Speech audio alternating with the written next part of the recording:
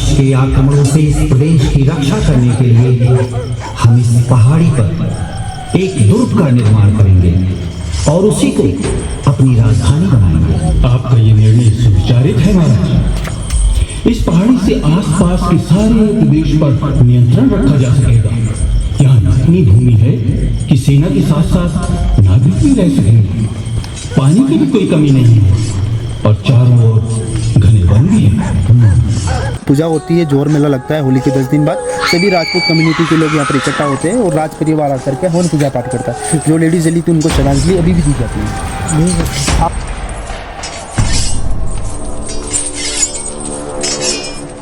हमारे मेवाड़ क्षेत्र के लिए कहावत कहते हैं कि यहाँ पर पानी महंगा और खून सस्ता है। यहाँ पर इतने लोगों ने बलिदान दिया। अगर आप इनकी डेड बॉडी इकट्ठा करोगे तो इतना बड़ा पहाड़ बना लोगे। सामने एक डेड बॉडी का सिंबल है। अच्छा, डेड बॉडी का सिर है, पेट है, नीचे पैर है। देखो गर्मी के टाइम राजा रानी इसमें रहते थे। रानी पद्मिनी गर्मी में इसमें रहती ताकि पानी की वजह से महल ठंडा रहे और इस महल के अंदर ठंडक से लेट किया अंदर बहुत अच्छे रहे। और हमारे महल क्या होता है, गर्मी बहुत तेज रहती है। अलाउद्दीन खिलजी जब रानी का चेहरा देखने आया था ना, तो रानी को उधर सीढ़ियों में बिठाते हैं। रानी वहाँ देखती है और वो यहाँ पर कांच कर्मी सेना वालों ने कंट्रोवर्सी के टाइम में तोड़ दिए थे। उस समय पर कांच नहीं थे, तो राजा जो रिच लोग थे उन्होंने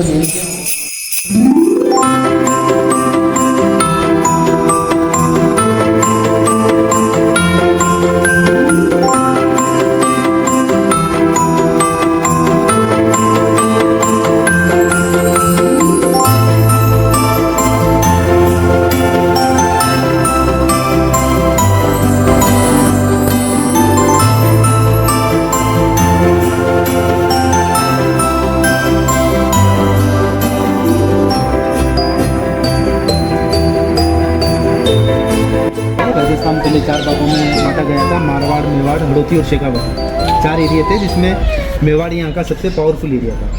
चित्तौड़गढ़ के किले की स्टार्टिंग होती है 7वीं सेंचुरी में। आज से 1300 साल पहले इसे बनवाते हैं चित्रांगद मौर्य। मौर्य एम्पायर जो है ना, चंद्रगुप्त मौर्य, उन्हीं की कास्ट के लोगों ने इस फोर्ट को बनवाया था आज से 1300 साल पहले। तकरीबन 100 सालों तक यहाँ पर मौर्य एम्पायर का राज रहा था। 8th सेंचुरी में यहाँ पर राजपूत एम्पायर आता है, जिसमें सबसे पहले थे बप्पा रावल। बप्पा रावल मौर्य लोगों को मार करके राजपूत कास्ट की नींव रखते हैं। लंबे पीरियड तक ये किला राजपूत लोगों के पास रहा। किले के अंदर 7वीं शताब्दी से लेकर के 16 शताब्दी तक यहाँ पर 55 राजाओं ने राज किया। उसी पीरियड में यहाँ पर 40 से 50 बार अटैक भी हुए, लेकिन यहाँ पर 3 बहुत बड़े अटैक होते हैं। 3 मेजर अटैक में यहाँ पर हार होती है। एक 1303 में अलाउद्दीन खिलजी का अटैक होता है। सर, उस समय पर यहाँ की रानी थी महारानी पद्मिनी। आदमी लोग उस समय पर युद्ध में मारे जाते हैं, तो हमारे यहाँ की जो लेडीज वो क्या करती है, खुद को जिंदा आग में जलाती है, जिसे जौहर के नाम से जाना जाता है। जिसमें रानी पद्मिनी ने इंडिया का सबसे पहला जौहर किया था 1600 लेडीज़ के साथ आग में कूद की। हाँ, सेकंड अटैक वापस होता है 1535 में गुजरात के सुल्तान बहादुर शाह का। उस समय पर महाराणा प्रताप की दादी माँ थी रानी कर्णावती, जो है कि राजमाता थी। तो उस समय पर बहादुर शाह के टाइम में उसने हुमायूं को राखी भेजी थी। हुमायूं को आने में 2 दिन का लेट हुआ। रानी कर्णावती भी फोर्ट पर जोर करती है। आखिरी अटैक था यहाँ पर मेजर अटैक अकबर का था। अकबर राजस्थान में एंटर होता है। मारवाड़ की रानी जोधाबाई से शादी करता है। आपको पता हो तो जोधा अकबर जो पिक्चर लव मैरिज होती है, तो अधिकतर जो राजपूत लोग थे मारवाड़ साइड के, जयपुर वाले हैं, वो अकबर से कॉम्प्रोमाइज़ कर लेते हैं। तो अकबर यहाँ अटैक करने के लिए आता है चित्तौड़गढ़ में। तो उस समय पर यहाँ के राजा थे महाराणा उदय सिंह, राणा प्रताप के फादर। उनके 2 सेनापति थे, विंग कमांडर सेनापति जयमल और पत्ता। उनके सजेशन पे राजा चित्तौड़ छोड़ करके उदयपुर शिफ्ट हो जाता है। और सेनापति यहाँ की बागडोर संभालते हैं। और सेनापति जो थे ना जयमल पत्ता, वो इतने वीर योद्धा थे कि अकबर से लड़ाई लड़ते लड़ते उनकी गर्दन कट गई थी। लेकिन धड़ काफ़ी घंटे तक अकबर की सेना का सामना करता रहा। इतने वीर योद्धा थे, उन्होंने ऐसी लड़ाइयाँ लड़ी कि मतलब सामने वाली जो राजा था वो देख के एकदम सोचा कि ऐसे लोग भी एक जो बिना सर के लड़ाई लड़ते हैं। तो उसी प्रकार ये किला जो था ये अकबर के कब्जे में आ गया था। महाराणा प्रताप के हमारे इस किले की 84 ब्रांच है, जहाँ पर अकबर ने अटैक किया और उसे जीत किया। तो पूरा मेवाड़ अकबर कैप्चर कर लेता है। महाराणा प्रताप ने वचन लिया कि भाई जब तक मेवाड़ आज़ाद नहीं होगा मैं कभी राजगद्दी पर नहीं रुकूंगा। मतलब जो फैसिलिटी राजा को मिलती है वो नहीं लूँगा।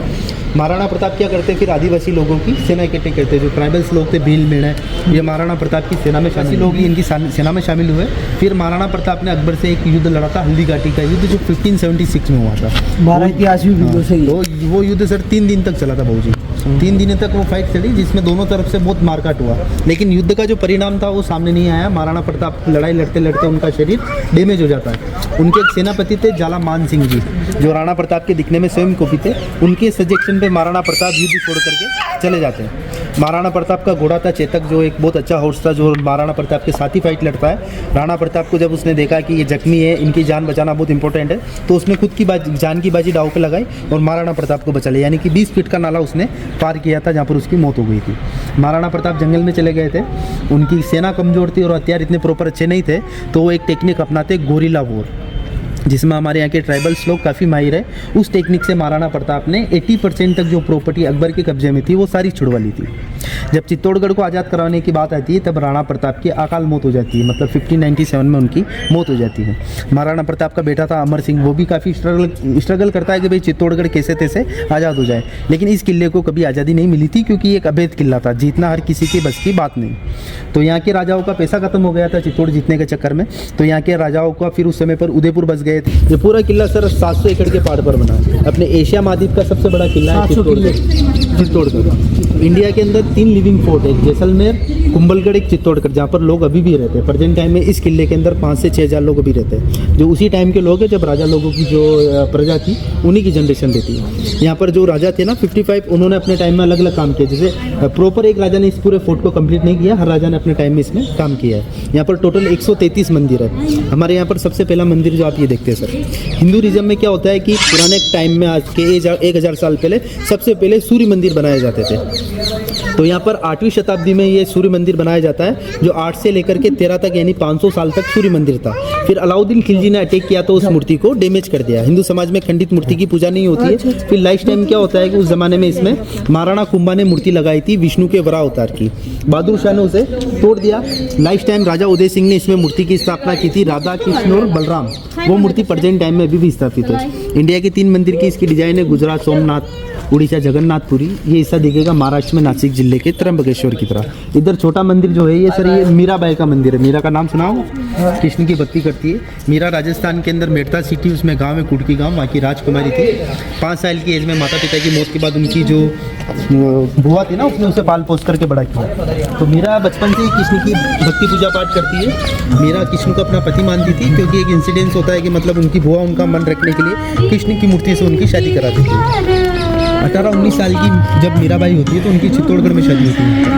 यहाँ के राजा थे राणा सांगा, उनके बेटे थे राजा भोजराज, जिनसे मीरा शादी करती है। तो मीरा इसी मंदिर में आकर के कृष्ण के भजन कीर्तन पूजा पाठ सब करती है। तो यहाँ के राजाओं को ये चीज़ पसंद नहीं थी, लेकिन उनके पति की परमिशन थी। तो मीरा के पति की मौत के बाद उनके देवन ने मीरा को इस टेम्पल में पॉइजन दिया था। वो ये कंडीशन थी कि यहाँ के राजा सूर्यवंशी थे और मीरा कृष्ण भगवान को मानती है। तो मीरा यही कहती कि भाई मेरे सब कुछ कृष्ण को पाला, दूजा चाहे ना हो। तो उनके देवन ने मानने की इसमें कोशिश की थी, लेकिन वो बच गई थी। कहते ना जाको राके साई या मार से बच। फिर मीरा ने चित्तौड़ फोर्ट छोड़ करके आखिरी स्टॉप था उसका गुजरात बेट द्वार का, वहीं पर कृष्ण भगवान की मूर्ति में समा गई थी। सीता माता और मीराबाई दोनों का कोई डेड बॉडी नहीं मिला। सीता माता के लिए कहा जाता है कि वो धरती में समा गई है और मीराबाई मूर्ति में। जिस मूर्ति में मीरा समाई थी उसमें से साड़ी का पल्लू अभी भी बाहर था। वो द्वारकाधीश का जो मेन मूर्ति ना, उसके पीछे वो विजयस्तंभ यानी विजय का स्मारक। हमारे यहाँ एक राजा थे महाराणा कुंभा करके, जिन्होंने गुजरात के सुल्तान अहमद शाह, एक मालवा महमूद खिलजी को युद्ध में हरा करके ये टावर बनाया और दोनों की प्रॉपर्टी मेवाड़ में शामिल कर दी। उस ज़माने में यहाँ पर जीडीपी वगैरह काफ़ी स्ट्रॉन्ग हो जाता है और उस समय पर राणा कुंभा का टाइमिंग गोल्डन पीरियड था। उस समय पर अच्छा खासा काम था, यहाँ पर अनाज वगैरह किसी चीज़ की शॉर्टेज नहीं थी। तो राणा कुंभा ने उस जीत के उपलक्ष्य में टावर बनाया विजयस्तंभ, ताकि आने वाली जनरेशन इस विक्ट्री को याद रखे। इस टावर की हाइट 122 फीट है। ये 1438 के अंदर बनाया जाता है, आज से 700 साल पहले। इसे ज़मीन से लेकर कर ऊपर तक हाइट इसकी 122 फीट है। 9 ग्रे के हिसाब से 9 मंजिला टावर है। और विष्णु भगवान ने धरती पे 9 अवतार लिए, 9 अवतार की मूर्तियाँ एक फ्लोर में बना हुआ है। यानी ये टावर विष्णु भगवान को डेडिकेट किया हुआ है। हमारे मेवाड़ का गौरव है, राजस्थान की शान है। पूरे स्टेट की पुलिस का जो सिंबल होता है ना सर, लेफ्ट हैंड पे, वो इसी टावर का है। ठीक है, यहाँ की जो राजस्थान पुलिस का सिंबल है। इस टावर का कोई फाउंडेशन नहीं है सर, बिना नींव के ये पूरा टावर कंप्लीट हुआ है और इंटरलॉक सिस्टम से पूरा टावर बनाया गया है सर।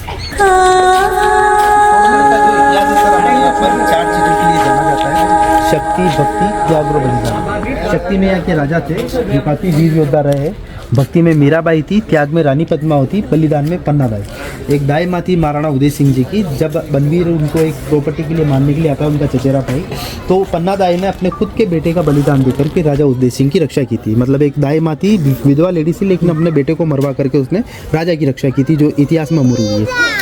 पूरा जो एरिया है शमशान का एरिया था, इसमें 2 इंटर एग्जिट था आने जाने के लिए, जिसे जौहर गेट के नाम से जाना जाता है। जौहर पूर्वी द्वार, जौहर उत्तरी गेट। उस ज़माने में इस फोर्ट के अंदर राजाओं ने एक लेडीज़ के लिए एक पूरा एक सेफ लैंड बनाया था, ताकि उनकी बीवियाँ यहाँ पर सेफ रहे अटैक के समय पर। कभी भी यहाँ पर जो मेजर अटैक होते हैं उस समय पर रानी अपने बीवी बच्चों को यहाँ ला करके रखती है। तो ये इसका जो डिज़ाइन था, इस पूरे एरिया का जो शेप था वो ऐसा था, जैसा अभी जो बाउंड्री वॉल देखते हैं ना सर, ये काफ़ी हाइट में थी। जैसे गेट का जो ऊंचाई है, इतनी ऊंची ऊंची यहाँ पर बाउंड्री वॉल थी, जो आगे तक है सर, उधर तक घूमते वहाँ तक है। टाइम के अकॉर्डिंग टूट गई है। तो उस ज़माने में आर्मी का 70% हिस्सा बैटलफील्ड में फाइट लड़ता है और 30% किले में रहता है। सेंचुरी में आज से 1000 साल पहले मध्य प्रदेश के परमार शासक राजा भोजराज जिसे बनवाते, जिसके लिए इतिहास में कहावत सुना होगा आपने, कहाँ राजा भोज कहाँ गंगूतेली। वो भोपाल के राजा थे। चित्तौड़गढ़ जिला मध्य प्रदेश की बॉर्डर पे बसा हुआ है। एमपी हमारे यहाँ से चालू हो जाता है। तो राजा भोज ने अजमेर के राजा, एमपी भी यहाँ से शुरू होता है। हाँ, तो क्या होता है कि सर राजा भोज ने अजमेर के राजा से जब फाइट लिया था, तो यहाँ के राजा ने उनकी सहायता की थी, मतलब हथियार वगैरह दिए थे, सप्लाई किए थे। तो राजा भोज ने जाते वक्त एमपी में यहाँ पर स्टे किया था। तो अपन जैसे कि कोई फैमिली फ्रेंड बन के कहाँ जाते हैं, फ्रेंड वगैरह, तो वहाँ पर गिफ्ट के तौर पर कुछ देते हैं। तो राजा भोज ने गिफ्ट के तौर पर यहाँ पर 1000 साल पहले मंदिर बनवाया था, समाधीश्वर मंदिर। इस मंदिर के अंदर आपको एक 9 फीट के बड़े पत्थर पर त्रिमूर्ति देखने के लिए मिलती है, जिसमें ब्रह्मा, विष्णु, महेश, मारने वाला, बचाने वाला और एक जन्म देने वाला, हिंदू देवी देवता में सबसे बड़े देव, जो इस मंदिर में आप देख सकते हो। मूर्ति भी उसी जमाने का लगा हुआ है, कभी अटैक में डैमेज नहीं हुआ। पूरे इंडिया के अंदर ऐसा मूर्ति आप 2 जगह देख सकते हो, या तो आप चित्तौड़गढ़ में देखोगे या फिर महाराष्ट्र में बॉम्बे में एलिफेंटा के अंदर जो शिव की त्रिमूर्ति है वो सेम कॉपी यहाँ पर है। इस मंदिर का जो आर्किटेक्चर है वो इतना खूबसूरत था कि राजा ने इसमें एक ब्लैक स्टोन लगाया, जो देखते हैं ना ब्लैक पत्थर, जैसे अपन बच्चों को काला टीका लगाते हैं कि किसी की नजर ना लगे, तो मंदिर पे एक ब्लैक पत्थर लगा हुआ है। आप इंटरनेट पे चित्तौड़गढ़ फोर्ट का अगर फोटो सर्च करते हो गूगल पे, तो आपको ये व्यू देखने के लिए मिलता है। इस वाटर लेक का नाम है गोमुख।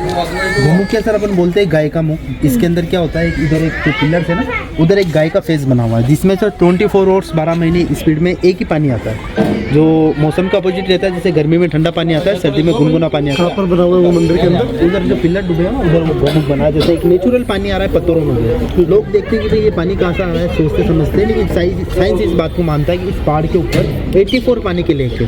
पहले के टाइम में एक फ़िल्टर पानी मिलने की एक कंडीशन ऐसी थी कि आप पानी गर्म करके फ़िल्टर करिए, या फिर हमारे यहाँ पर इसे 84 पानी के लिए। हमारे यहाँ पर अलाउद्दीन खिलजी से पहले यहाँ का एक राजा था, एक महाराज था राघव चेतन। अच्छा।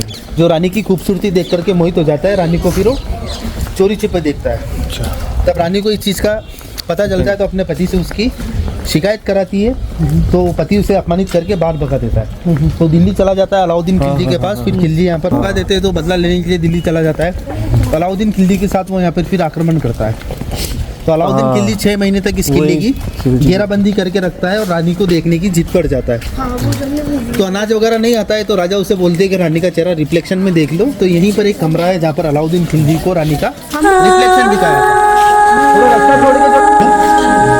गर्मी के टाइम राजा रानी इसमें रहते थे। रानी पद्मिनी गर्मी में इसमें रहती है, ताकि पानी की वजह से महल ठंडा रहे, और इस महल के अंदर चंदन से लेप किया हुआ है ताकि ठंडा को रखे रहे। और हमारे इधर क्या होता है, गर्मी बहुत तेज रहती है। अलाउद्दीन खिलजी जब रानी का चेहरा देखने आया था ना, तो रानी को उधर सीढ़ियों में बिठाते हैं, इस कांच में देखता है, तो रानी का रिफ्लेक्शन से सीढ़ियों पर दिखता है। तो यहीं से वो वहाँ पे खड़ा था, नहीं, रानी वहाँ बैठती है, और वो यहाँ पर। अच्छा, वो यहाँ कांच करनी सेना वालों ने कंट्रोवर्सी के टाइम में तोड़ दिए थे। उस समय पर कांच नहीं थे, तो राजा जो रिच लोग थे वो उन्होंने बेच दिया, उन्होंने कांच छोड़ दिया। इधर दासियों के रूम थे, रानी की जो सर्वेंट थी ना उनके साथ रहती थी उनके मकान में। तो वहाँ पर जाने का रास्ता क्या था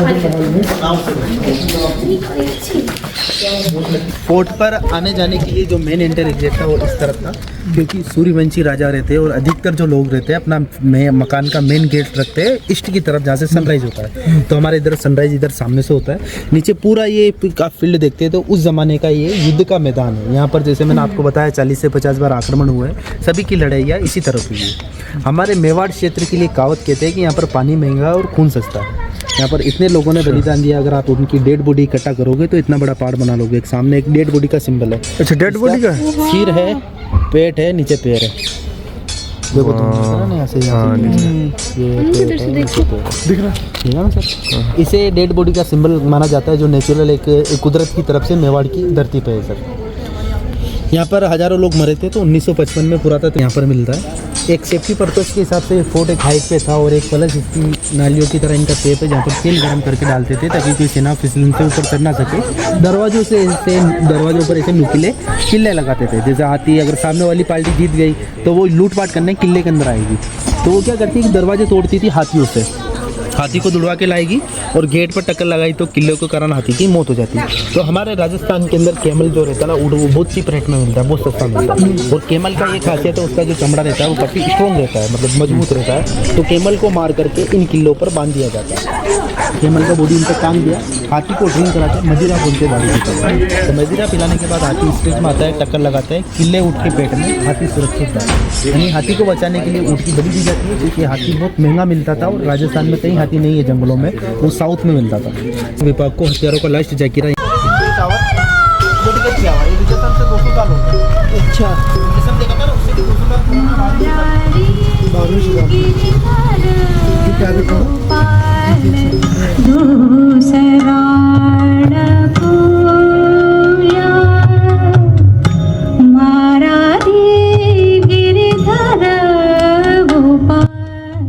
हैं। अभी पूरी बस्ती उस जमाने में गाड़िया लोहारों की बस्ती थी, जो लोहा पीटा के नाम से जाने जाती है। ठीक सर, वो लोग यहीं रहते हैं। हमारे किले के बैक साइड में जो ट्राइबल्स लोग काम करते हैं, उनकी दोनों चीजें आपको यहाँ पर देखने के लिए मिलती है। राज ने मीरा को कुंभ श्याम मंदिर में समय समय पर साधु ऊंचा ऊंचा मंगेरा ऊपर ऊंचा गढ़